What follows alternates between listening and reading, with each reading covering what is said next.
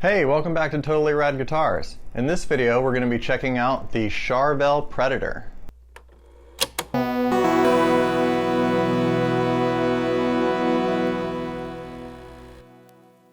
The Predator came out in 1989 or 1990, and there is a little bit of a confusion between this and the Model 3 DR. They actually have basically the same body shape, the same pickup configuration, and the same neck with the reversed headstock.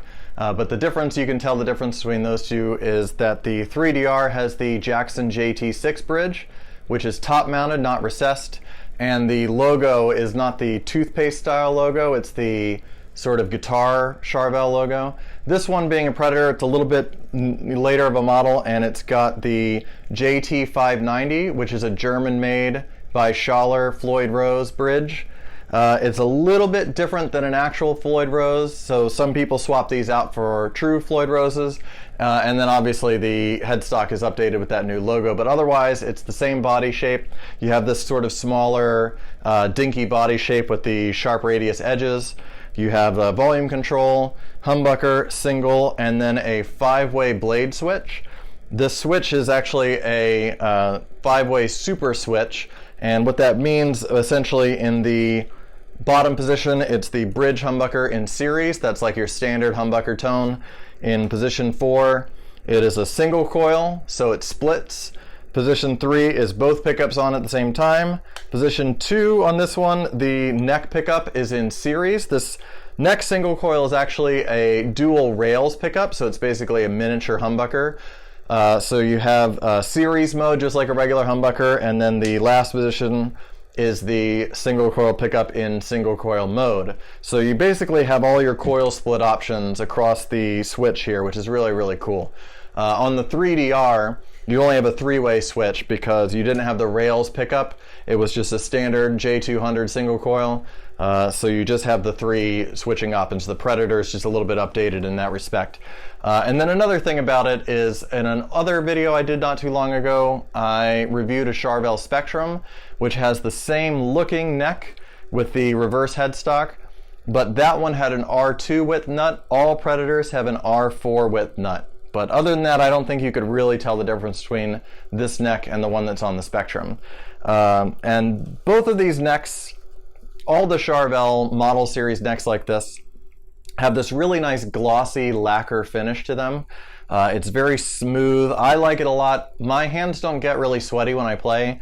I know some people find this type of finish to be sticky, but I really like this feel. So it's very glossy. The fretboard is very, very thick, and it has very large frets. And in this case, it makes it a pretty great player. And the reverse headstock obviously looks really awesome. It's got Jackson tuners, and then the pickups specifically, it's a J200R in the neck, and the bridge pickup is a J90C, which are Jackson's in-house brand, and they're really, really great sounding pickups. Let's see what else. The neck plate has a serial number on it. This one, it's 335 something, and it has the Dallas Fort Worth logo just underneath the serial number. Really, really late Predators and other Charvels from this era, they don't have the Fort Worth marking on it, and I think that's because all of these guitars were made in Japan. And I'm just sort of speculating here, but I think manufacturers were starting to get a little bit of flack for sort of presenting Japanese and Korean made instruments as if they were American made. And I'm sure that's more the fault of the guitar salespeople than the manufacturer, but either way, some of these you'll see a made in Japan sticker on them, and that Fort Worth piece removed, especially in the later years. But yeah, I mean, the quality is exceptional. It's very, very well put together even after all these years. This guitar is a little over 30 years old now. And something I've learned from collecting a lot of other 80s guitars, I have a ton of Kramers because those are sort of my favorites, but with Kramers, you have some really, really nice Kramers and some kind of average Kramers and a lot of really crappy Kramers, even just speaking to the American-made series, not even including all the other brand or model lines. But the Charvels, they're all extremely similar. I've had 12 or 13 different Charvel Model Series guitars. I can't even remember at this point. And every single one of them, they sound and play almost exactly the same, which is really a testament to the quality control more than anything else. The necks all feel the same, the fretwork is all good, and obviously, looking at guitars that are 30 years old, you might get one that's really beat up that somebody didn't take care of, and then obviously that one is not gonna, sound or play the same way. But I've had enough of these where, and collected enough of them that were, in somebody's closet for 20 years that didn't get played, that I know what they should feel like, and they're all really just slightly different shades from each other, and that's really a testament to the quality control on these guitars. So if you're looking for a guitar to take on tour and you want, 5 different ones that all have maybe slightly different pickup combinations for different songs, but you want them all to play the same, this is definitely the type of instrument to pick up for that sort of thing. And I think that's part of why they've held value so well over the years, especially for a Japanese-made instrument. Usually 80s Japanese stuff, very, very high quality, so I'm not saying anything is wrong with that. But they do seem to command lower prices than USA-made stuff from the same era, and these are getting to be around the same price as some other manufacturers' USA guitars. I actually just sold this guitar for around $1,000, which is about as much as I'd expect to spend on a USA-made Kramer, for example. And people would say, well, the price is really inflated, or I can't believe it's worth that, or, and that's fine. You can have your opinion on that. But really, I think, this guitar plays and sounds as well as any of the US made Kramers that I have. So, if the price is the same, and the person that buys it gets that kind of value out of it, then, there's nothing wrong with that. So, and I'll kind of show how it sounds. I'm on a VHT Pitbull 45 right now, which I just got actually, and I'm going to do a separate video on that a little later when I have some more time. But for now, I'm really thrilled with the way it sounds. So we'll start out kind of on the clean channel, and I'll just show the different pickup selector combination, because that's kind of the highlight of this guitar, is even being just 2 pickups, there's just a really wide range of sounds that you can get. And I have the guitar tuned right now, it's in drop C. So here's the bridge pickup on series mode.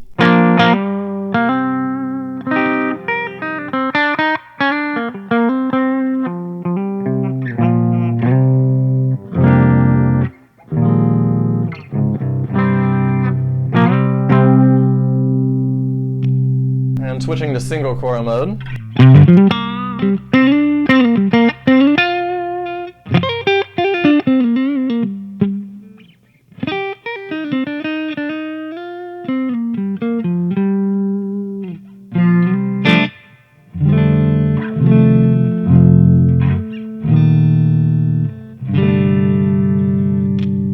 Both pickups.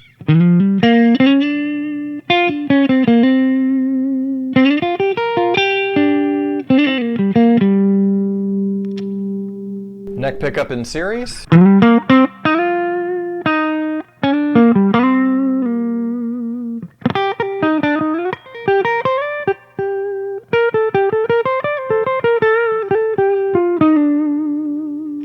And neck pickup in single coil mode.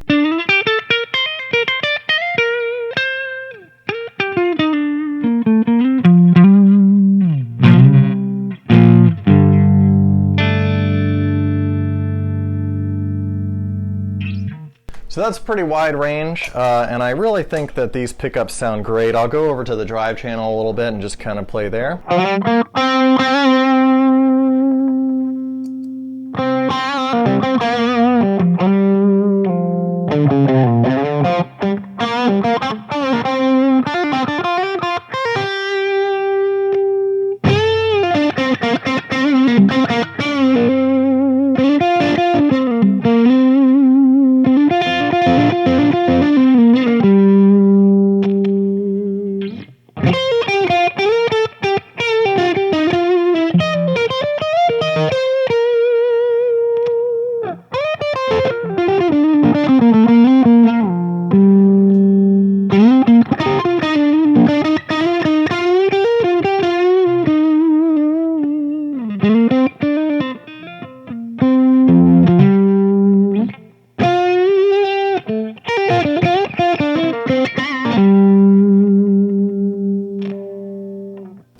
just check out what it can do with a little bit more gain on it. I'm going to boost this amp because it doesn't have that much gain on its own.